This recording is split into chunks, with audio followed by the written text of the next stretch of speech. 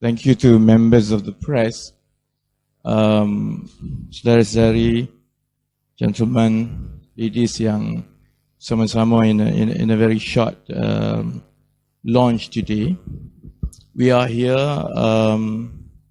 because we are going to fast forward what we call a vote protection initiative. Yang previously, I think it's the election in Malaysia has never been so organized, especially on the part of the opposition.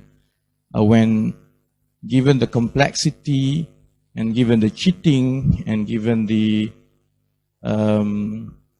uneven playing field, the only way for us to protect our votes is to be more organized and more system-oriented than BN. And we know BN is not that system-oriented anyway. We are supposed to be joined by Haris Ibrahim and YB Rozia, who are going to lead this together with us. Amir is a poster boy here. But YB Rozia was with me in Johor. We spent the whole day yesterday Johor from morning till midnight. She must have been traveling 1 or 2 o'clock. So Akmal is trying to get her. All of us sort of reached KL at different times in this morning. Let's go through with the press release dulu because the press has to leave. I think the press would have gotten the press release. Let me go through these and hanya satu saja. If there are questions, you can ask. And if there are different questions than this one, can you please maybe redirect later by email or WhatsApp? Because let's just focus this on Paca and Votes Protection Initiative. If you want to ask about MRT and other things, you can always email me. Hari ini kita bersama-sama untuk lancarkan inisiatif Pertahan Undi Rakyat ataupun dalam bahasa Inggeris Vote Protection Initiative. Yang bermakna kita akan mulakan recruitment and training of Paca secara besar-besaran di samping beberapa inisiatif yang lain. I will speak interchangeably in Malay and English for the benefit of those outside watching over the live telecast. Saya merujuk kepada ucapan Datuk Seri Najib Tun Razak di Perhimpunan Agung UMNO yang lalu. Saya tak komen lagi. I think this is my first comment. After about 2 weeks because we were preparing for this. Berdasarkan ucapan itu, I think the most important takeaway from that is election can be called as early as March or April 2014. Saya tidak menolak kemungkinan bahawa pilihan raya umum ke-14 boleh dipanggil seawal March atau April 2016. Apa yang kami lakukan di Invoke ialah kita rekrut sukarelawan, kita latih, kita hantar dan padankan mereka dengan kerja-kerja lapangan, kerja Paca dan lain-lain. Selepas Perhimpunan Agung UMNO dan ucapan Datuk Seri Najib itu, saya terpaksa percepatkan semua perancangan kami di sini.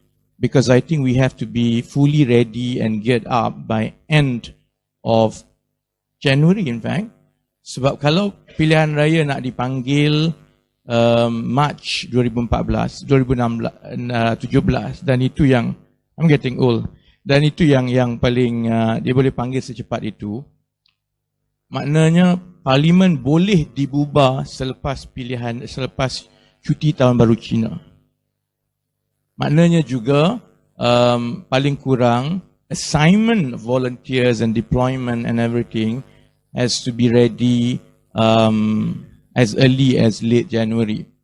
So we were preparing for a 8 or 9 months timeline, but that has been brought forward everything, and therefore that's why what this was planned a few more months later than today, but I think we have to bring it forward. Yeah. Ucapan Datuk Seri Najib tadi yang saya rujuk tadi, kalau kita ingat balik, menumpukan sepenuhnya kepada isu-isu yang menunjukkan persamaan di antara UMNO dan PAS. Saya tahu ada banyak komen pasal selalunya kebanyakan komentar ialah mengenai sentimen perkauman. But that's nothing new. UMNO has always played racial sentiment for many years. So there's nothing new for UMNO's General Assembly to be used just to whack the minorities. But the manner and the way it was addressed, in my opinion, was as if Datuk Seri Najib was talking directly to only one constituent audience, which was the hardcore PAS members who are very bitter about the APA and by extension to the non-Malays. Yeah? Jadi apabila ucapan Datuk Seri Najib itu ditumpukan sepenuhnya kepada pertama persamaan UMNO dan PAS, kemudian yang paling ditekankan ialah persamaan tentang perasaan ataupun kebencian di dalam UMNO dan PAS terhadap DAP dan merujuk kepada PAS itu perselisihan yang besar dengan DAP. Saya baca yang tersirat adalah ucapan Datuk Seri Najib itu bermakna satu-satunya strategi yang tinggal bagi UMNO Barisan Nasional ialah mengharapkan pertandingan 3 penjuru. Oleh itu PAS adalah satu senjata yang paling utama dalam strategi itu. Saya pasti tidak ada ahli politik lain daripada pembangkang yang akan buat komen ini. But we are in a rush. I'm not so concerned about being politically and diplomatically correct. I think it's time to call a spade, especially kalau pilihan raya itu boleh dipanggil seawal Mac. Therefore, we have very little time and we have to really draw a line as soon as possible. Sebab itu kalau ucapan Datuk Seri Najib itu yang paling jelas, mesejnya ialah satu-satunya strategi UMNO yang ada ialah mengharapkan pertandingan 3 penjuru yang mana PAS. Sebab itu the messages were very tailored to PAS leadership as well as PAS constituent members. Itu juga bermakna Datuk Seri Najib untuk memanggil pilihan raya umum tidak perlu menunggu kepada perkara-perkara lain yang sebelum ini selalu dijadikan faktor yang perlu berlaku dahulu sebelum boleh panggil pilihan raya. Contohnya, everyone understands that in the past 50 years, UMNO usually recovers from a very bad election result in the previous general election by redrawing the boundary. So the conventional wisdom for the last 5 years is that election will not be called until and unless Najib push through the redelineation. And therefore, the danger is a larger section of the opposition parties and the civil society may feel that election will not be called in the next few months because the process is now being dragged to court and so on and so forth. If Datuk Seri Najib will not call it unless and until there is a new boundary.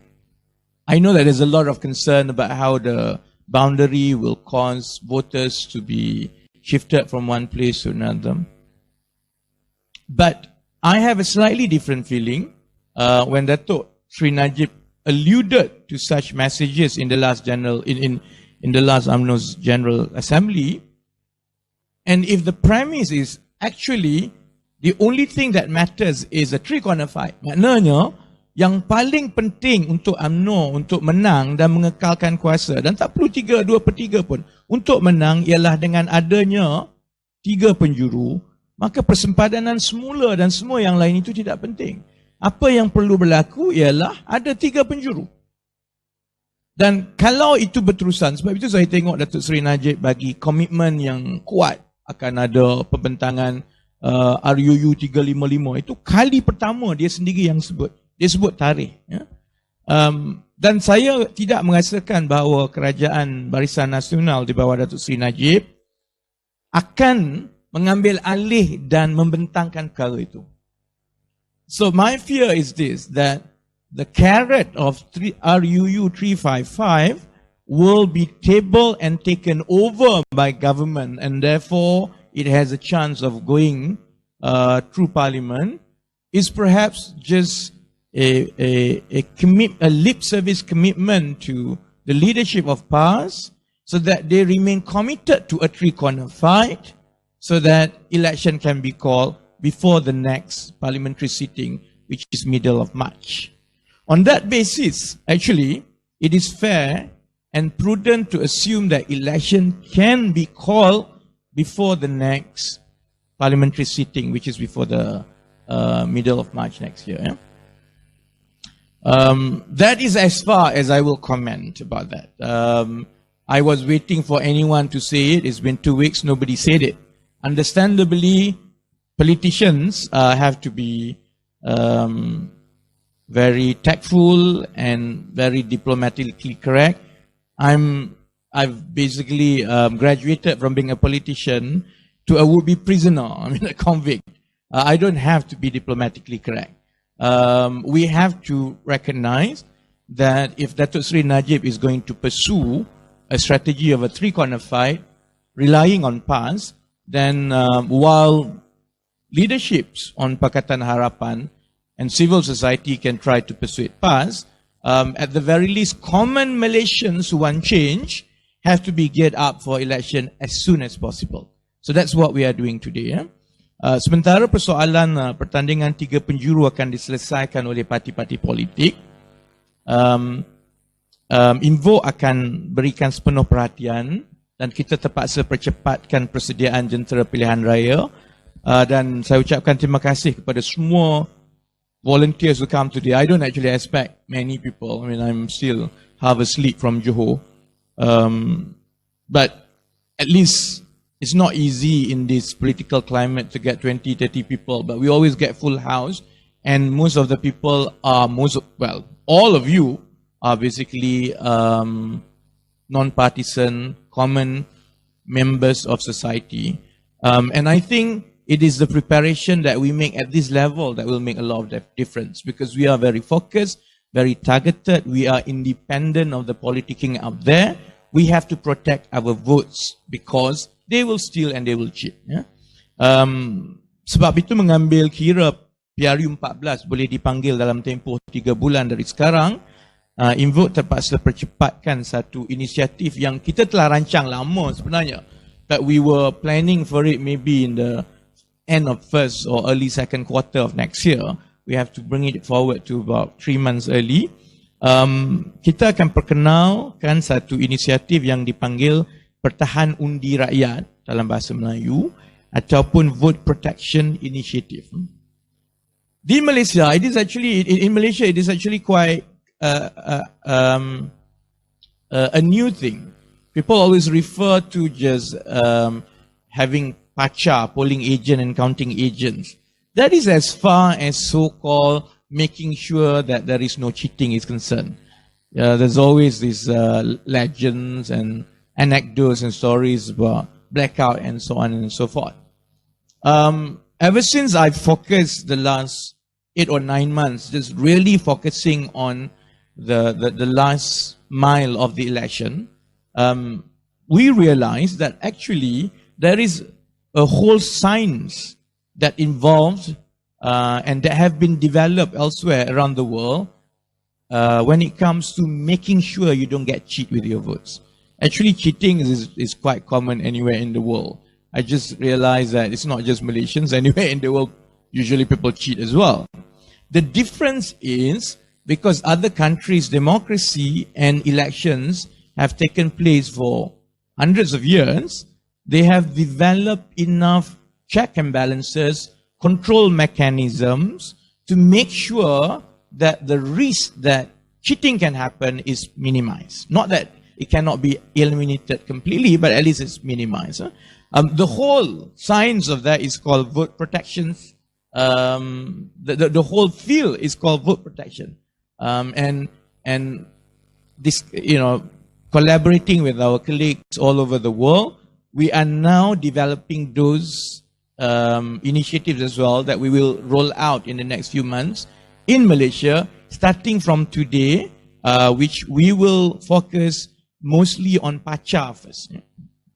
Baik, apa yang kita akan buat dalam tempoh 1 bulan intensively until the end of January is this. Pertama, kita akan lancarkan kempen besar-besaran untuk merekrut dan melatih ejen undi dan ejen mengira undi, polling agent and counting agents dari kalangan rakyat biasa dengan seberapa segera starting from now. The bulk of it is of course online, because that's so far our experience online is more effective.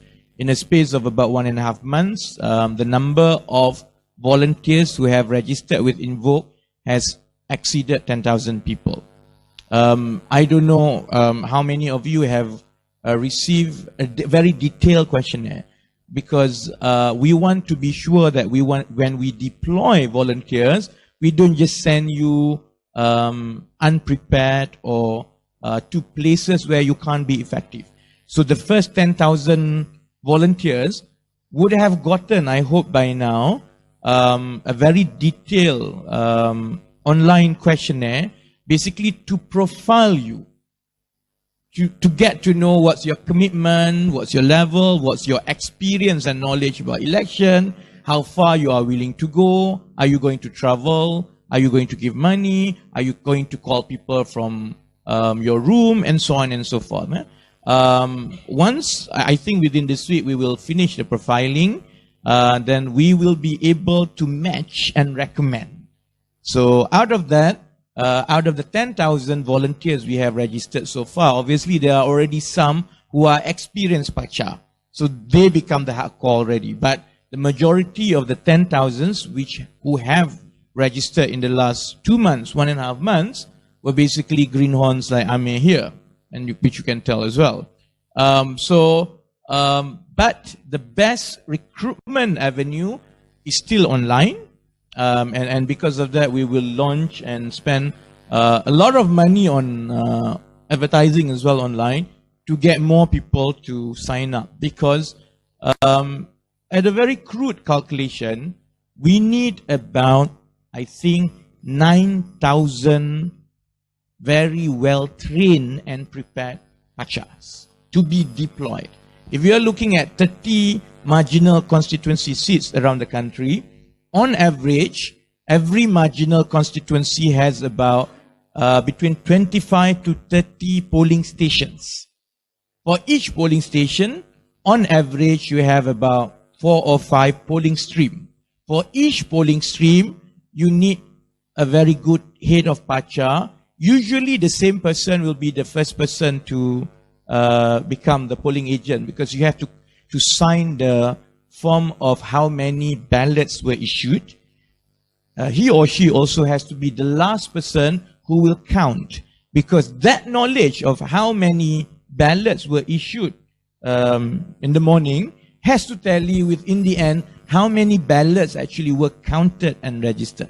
So if you are looking at 30 marginal seats with 30 polling stations per seat with 5 stream, 30 times 30 is 900 times 5, 4,500 streams. If you are looking at least 2 very well trained and to make sure that there are shifts and so on, we need about 9,000 to be trained very well within the space of 1.5 months before Chinese New Year.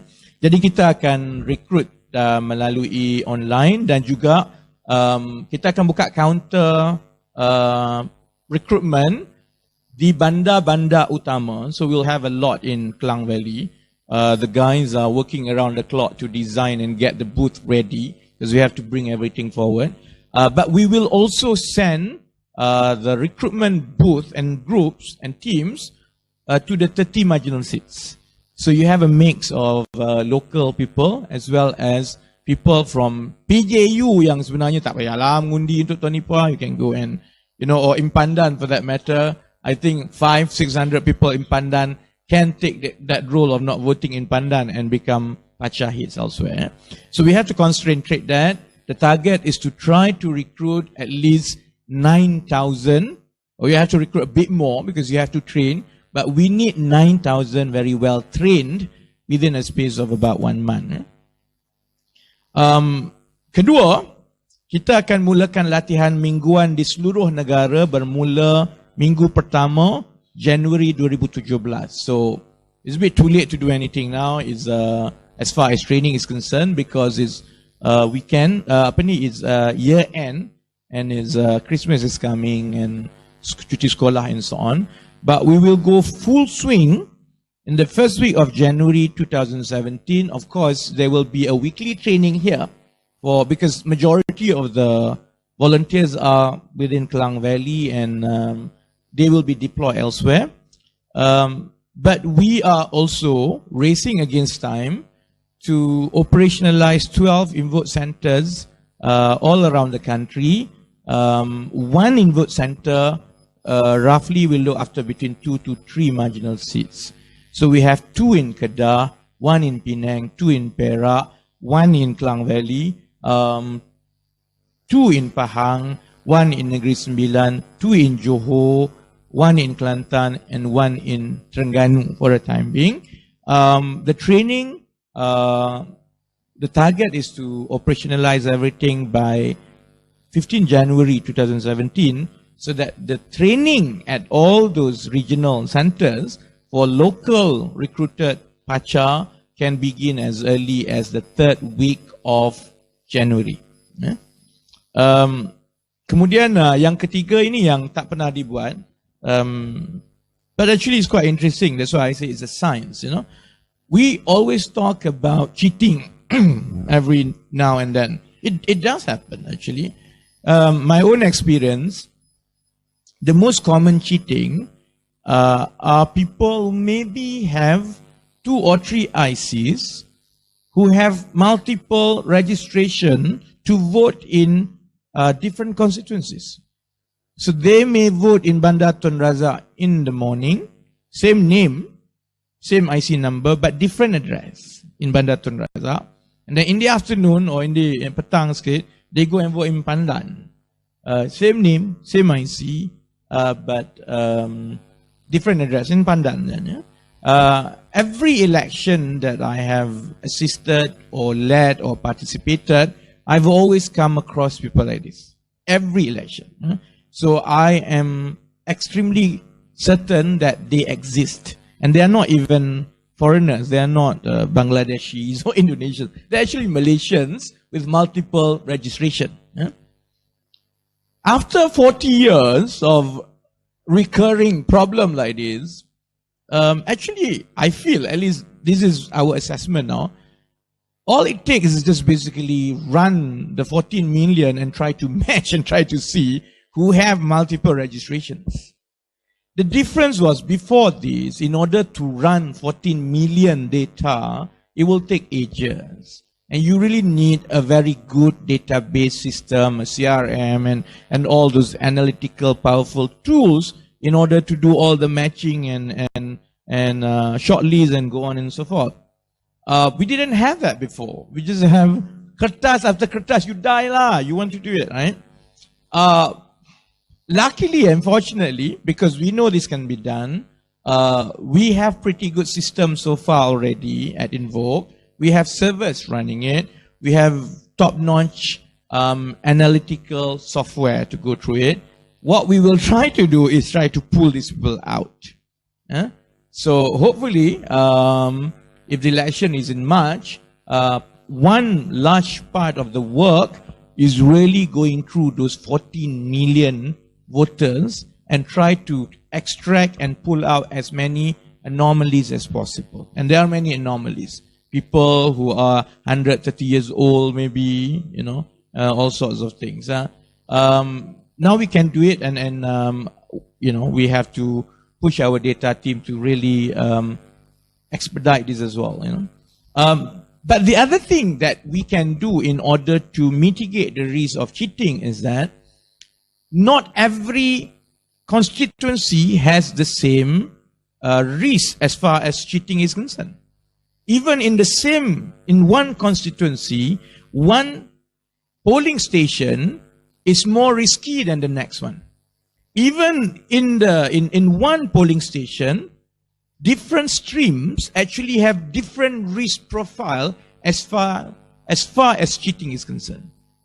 So if you run analytical analysis on this and try to aggregate probability of which, because you can profile the kind of seats where cheating will happen. Obviously, it's not going to happen in Pekan, you know.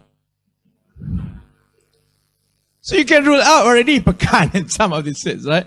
Obviously, I don't think with limited resources they have, they will try to attempt, say, in Pandan or PJU or PJ, I mean, Seputeh. I mean, they wouldn't be bothered in Seputeh, for example. That will take away another about 40 seats. So as you do this, you will end up with maybe about 30 to 40 seats where the risk profile for cheating is a bit higher. Then you start going lower. You have to match between the profile of the kind of people who may appear to cheat or which geographical locations. Because the further they are from the city center, the more rural they are, and with perhaps more Malays, chances are the risk profile for cheating is higher. So what we will do, and we have very limited time for it, again, we have to run our risk profiling for every streams in the 30 to 40 marginal seats so that we rank streams by risk profile. And we will tell UMNO, these are your risk profile cheating. You can come, but we'll be very prepared with our guys here. And therefore, the 9,000 very well-trained Paca that we aim to recruit and train are not going to be distributed evenly. They are going to be heavily concentrated in the most sensitive marginal seats and allocated heavily to streams with highest risk profile for cheating. That has not been done before. You know, panic, kena tipu, blackout, you know, and then you cry. I mean, I don't want to do that every 5 years. I'm tired of that, you know. I think you can beat all this cheating by being smarter and cleverer than them. And that's what we plan to do now. So that is our data team. We are doing that. We have some crazy mathematicians here. I don't get involved with them, but I've seen marvelous things they have done so far. And I'm sure we can actually do this. I've explained number 4. Once we have the risk profile, kita akan padankan dan kita akan tempatkan Paca yang terbaik daripada kalangan Paca yang dilatih di pusat-pusat mengundi yang berisiko tinggi seperti yang kita telah kenal pasti, ya. So this election is going to be really, really fun. I mean, if I were to go in, I want to make sure that my going in is worth every hour that I spend in Kajang or Sungai Buloh. The final bit of it is Invoke juga sedang meneliti secara terperinci senarai pendaftaran pengundi baru bagi suku ketiga yang baru diwartakan kerana jumlahnya seperti yang telah disebut oleh YB Dr. Ong Kian Ming, our counterpart MP Sidang, who actually really focus on this. Jumlah yang didaftarkan bagi suku ketiga naik melonjak terlalu tinggi melebihi 500,000 orang dalam 3 bulan. Yang itu kita tahu. Setakat ini yang Invoke telah whatever the analytical exercise that we had done at a higher level for the last few days, saya boleh kongsi di sini bahawa saya agak ragu-ragu kerana analisa kepada 500,000 pengundi baru yang didaftarkan dalam suku terakhir tahun ini, suku ketiga setakat ini, menunjukkan bahawa peningkatan pendaftaran pengundi baru itu paling tinggi di kerusi-kerusi pembangkang dan bukan kerusi-kerusi Vian. I can tell you that. We will publish that after this. Ya? 500,000 yang naik melonjak itu, majoritinya ialah di kerusi-kerusi pembangkang. I mean, Saya tak adalah nak tuduh kan, but suspicious lah. It's highly suspicious, terutamanya kerana SPR tidak lagi membenarkan parti-parti pembangkang menjalankan kerja-kerja mendaftarkan pengundi. I mean, it's understandable in the run-up to the last general election, we saw especially many young Chinese who were registered by DAP. This is perfectly understandable, and DAP had done really well registering many young Chinese, and at every quarterly gazette, you saw the number of young Chinese new voters actually higher comparatively to others. Keadaan sekarang agak berbeza.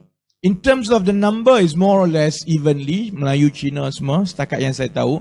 But it's highly suspicious that opposition held seats registered highest number of new voters when we are not allowed to register.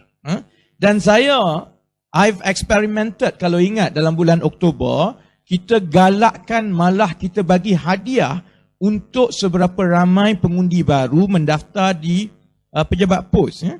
Semua kata payah nak daftar, sistem down lah, tak boleh lah, kena pergi 2-3 kali lah. So how can you register so many people, seolah-olah dia register sendiri, yet at the same time we have documented evidence that there are many obstacles for common people to go and register. So this is one bit that we have to drill further, and sue me in court, but I think there's something fishy there. We have our work cut out for the next at least 1 month until Chinese New Year. Sebab itu saya minta dan jemput supaya we need backup from political parties, civil society to come and help us, because apart from myself, who perhaps is a bit more experienced in politics, the whole Invoke teams who quit their job and spend time and work here are actually quite young. I skewed the average age. Otherwise, they are like 25, 26. So some of them perhaps had not even voted before. So we need, that's why we've asked a few politicians and a few civil society leaders to come and do this and help us. Because we have teams to go through all these details. We will have volunteers to be deployed, but they still need leaders, 2 or 3 public personalities to whom they can rally around, and also to really focus on this while I go and chase some other things, because I still have to chase Rosmah and Najib, whilst doing all this. Jadi that's why sepatutnya bagi pada hari ini kita juga turut disertai oleh YB Roziah Ismail, Adun Batu Tiga. I was informed that she initially agreed to come. YB Fuziah Saleh, Ahli Parlimen Kuantan, is well known for doing this. Memang kerja dia scrutinizing electoral roll. She will also spearhead this, but she can't make it today. Dan saya juga, I actually met Haris Ibrahim on Thursday. Perhaps he got delayed because he also will help us, and he has vast experience on the field. When he was doing anything but Abu in the last general election. So sebab itu bagi pihak Invoke dan bagi pihak our very young team and the 10,000 volunteers who are with us so far, although they are not here, saya mengalu-ngalukan YB Roziah, Adun Batu Tiga, YB Fuziah Saleh, Ahli Parlimen Kuantan, serta saudara Haris Ibrahim yang akan mengetuai inisiatif pertahan undi rakyat ataupun vote protection initiative ini. I will continue to work with the full-time team here, but I suppose they will take more active role publicly to pursue this publicly, because I got to concentrate on other things as well. Ada soalan daripada press ataupun daripada sukarelawan, our volunteers who are here?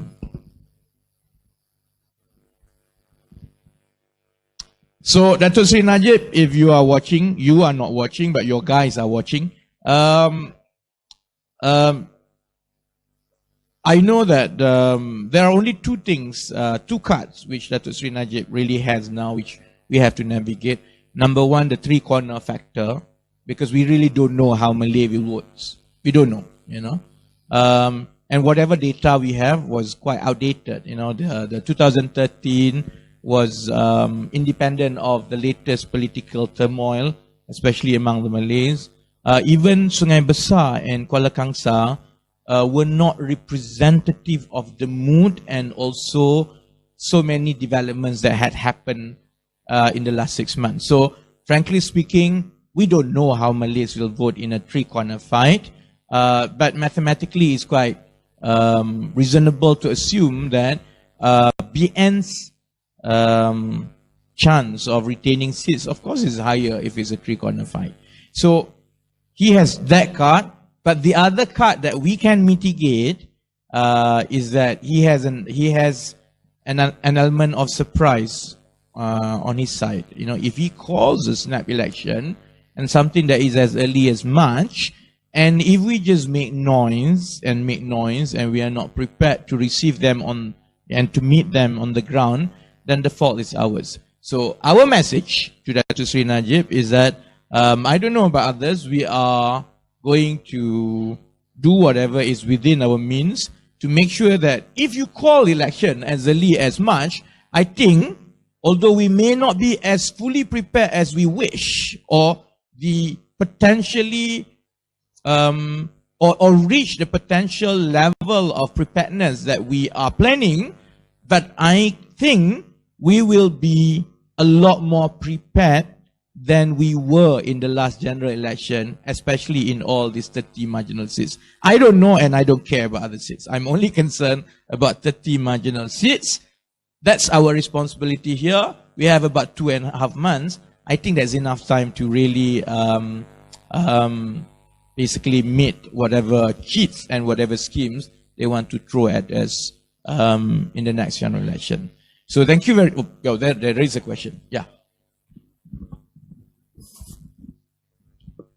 The majority of marginal seats are basically in two states now. They are in Kedah and they are in Johor. In Kedah, there are 10 seats now. All the seats that are held by UMNO now are marginal seats because they have always been marginal seats. But with the impact of Tun Mahathir and Datuk Seri Mukhriz and so on, even those areas which were traditionally UMNO, for example, Kubang Pasu, Jerlun, Langkawi, these definitely are going to fall. I can say for certainty that Kubang Pasu, Jerlun, and Langkawi are going to fall. And then you have the next few seats, macam Pendang, Jerai, Sek. These are parliamentary seats which over the last 40 years have interchangeably swung between UMNO and PAS. So there are 10 such seats in Kedah. The same is in Johor. UMNO now, BN now holds 21 seats in Johor. Of course, there are the ultimate majority Malay seats like Kota Tinggi, Mersing, itu payah sikit lah, ya. But the rest of the seats, as high as 10 at least, were won by UMNO in the last general election with margins of 2,000 votes and below, or 5% margin. I give you one perfect example, and I know Dr. Subramaniam is not happy at all because I go to Segamat, every month. Segamat is a perfect seat for it. Last election, our candidate, Dr. Chua Jumeng, lost about 1,000 votes. About 1,000 votes. And he was named as candidate in Segamat about 3 weeks before the voting day. He was up against Dr. Subramaniam, Dr. Subramaniam was Menteri Kesihatan then and Timbalan Presiden MIC. If you look at the Malay, the percentage of support of Malay to Datuk Chua, to PKR then, was only 11% because Segamat has about 8 or 9 Felda. Only 11% Malay support then. That was how strong UMNO then in 2013. Yet, we lost Segamat with only 1,000 votes, and Subramaniam was a Timbalan President MIC and a senior cabinet minister. With the split in UMNO, with the problem in Felda, with the 1 MDB, with the GST, with everything that has happened, and if we put an Indian candidate in Segamat, so is an Indian versus an Indian, the Indian votes which previously a lot sided with Subramaniam is going to be split. So even on that basis alone, he's already in danger. But I'm very sure that we will get at least 2 or 3% swing votes from Malays, even in Felda. So I can categorically say that Subramaniam should actually look for a different seat now. And I just come back from Segamat. I'm very, very upbeat about Segamat, for example. Then you have Ledang, you have Muar, you have Batu Pahat, you have Pasir Gudang, we lost 1,200. Even JB, Syarif Ahmad is not safe. So we have 10 or 11 such seats. We have Pulai, Salahuddin Ayub stood there last time, lost about 2,000. So all these seats are all marginal seats. We have about 3 or 4 marginal seats in Pahang. Bentong was lost with just 300. Bera was in the thick of Felda, only lost about 1,000 plus, or 2,000 I think. Yeah? And I think if you go to deep into Felda areas, there are a very noisy disquiet on the ground, because payments to Felda settlers are late. If you go to Kedai Felda, I don't know how many of you actually know Felda. There are Kedai Felda, orang peneroka Felda ambil barang dapur, barang groceries daripada Kedai Felda. Even barang kat Kedai Felda actually are very slow now. I've spoken to suppliers who say that they take some time to pay, and therefore the inventory is low and so on. So lives are affected on the ground. Yeah? So even in Pahang, even in Felda area, we do have about 2 or 3 marginal seats. But the biggest, basically the battlegrounds are in Kedah and Johor in the next general election. Kedah and Johor can contribute additional 20 seats of the 30 seats that we require to go to Putrajaya. Other questions? What about Sabah in terms of potential, or in terms of whether Invoke is going there or not? We have plans to go to Sabah, but in terms of the number of seats, easily 30 of such marginal seats are in Semenanjung. And therefore, we have to concentrate on Semenanjung first until Chinese New Year, until the end of January.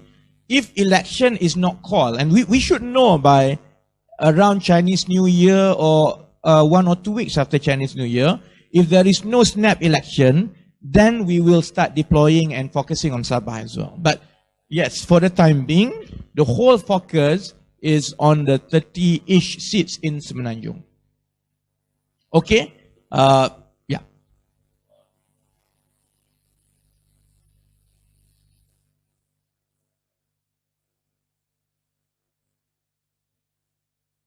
The committee to discuss seats allocation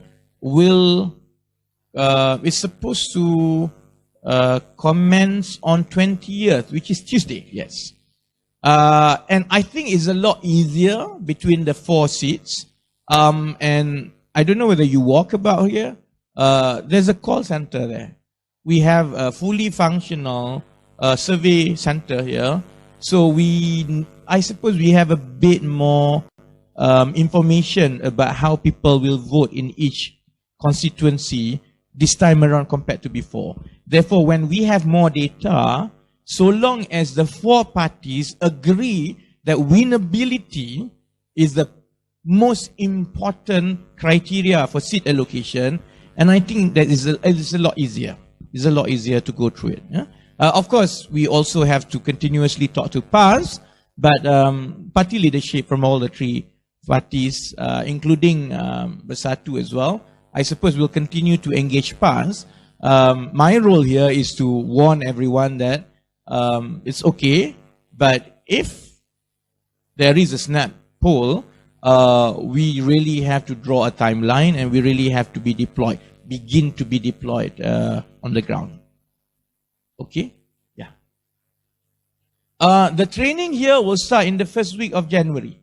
Because, yeah, I think even the trainers are very seasoned Pachas, and they're not from Invo. They're all, these guys are all young. I suppose they want to go through Christmas, and I know that we will have to very quickly update the manual. We will have to come up with more training materials, with videos and so on, because we want to get people to be self-trained as well. So we need that at least 2 weeks to get everything together. So the training here, and every training here can fit, the capacity here is about 200, even if you feel sampai kat belakang, comfortably about 100 to 150. So one session is about 150.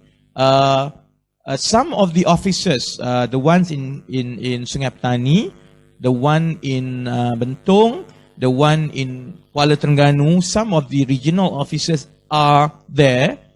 So they will roll out first.